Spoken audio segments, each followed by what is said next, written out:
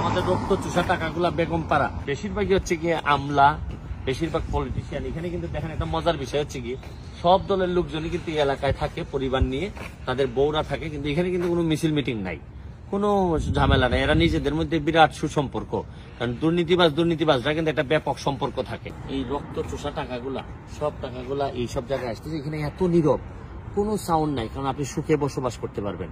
কারণ এত লুটের টাকা আপনি কি করবেন, এরকম জায়গায় তো কিনবেন। আপনি দুই সাইডে দেখেন, গড়গুলা দেখেন। ভাগ্য ভালো হইলে কোনো বাংলাদেশের সাথে দেখা হয়ে যায় কিনা, যদিও হওয়ার কোনো কারণ নাই। এখন এরা নাকি সচেতন হয়ে গেছে, বুঝে যে এখানে লোকজন এসে ভিডিও করে। এদিকে পুরো রাস্তাটাই হচ্ছে গিয়ে, এই পুরো রাস্তাটা এলাকাটা বিভিন্ন ফাঁকে ফুঁকে এক একটা বিল্ডিং এর দাম হচ্ছে গিয়ে প্রায় 2-2.5 মিলিয়ন করে, প্রায় 16-18-20 কোটি টাকা করে হচ্ছে গিয়ে। এবং এখানে নাকি মিঠু নামের একজন আছে, 350 কোটি টাকা নিয়ে আইছিল। তার বিভিন্ন দোকান আছে, সেও এই এলাকায় কোথাও থাকে, স্পেসিফিকলি আমরা বাসা নম্বরটা জানি না।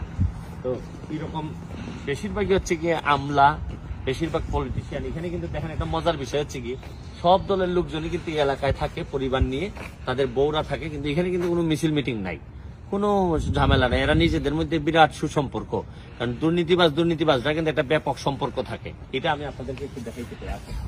দেখা গেল তো এই যে আমাদের রক্ত চুষা টাকাগুলা বেগমপাড়া দেখতে কিরকম, এবং বেগমপাড়ায় কিভাবে মানুষ লুটপাট করে নিয়ে আইসা এই টাকাগুলা দিয়ে এইসব বড় বড় বাড়ি করে এরা। আর আমাদের এখানে আমরা কত কষ্ট করি, কম্বল পাই না, শীতের সময় কম্বল পাই না, বন্যার সময় ঘর পাই না, খাবার পাই না, কত যন্ত্রণা নিয়ে আমরা বেঁচে থাকি। চলেন।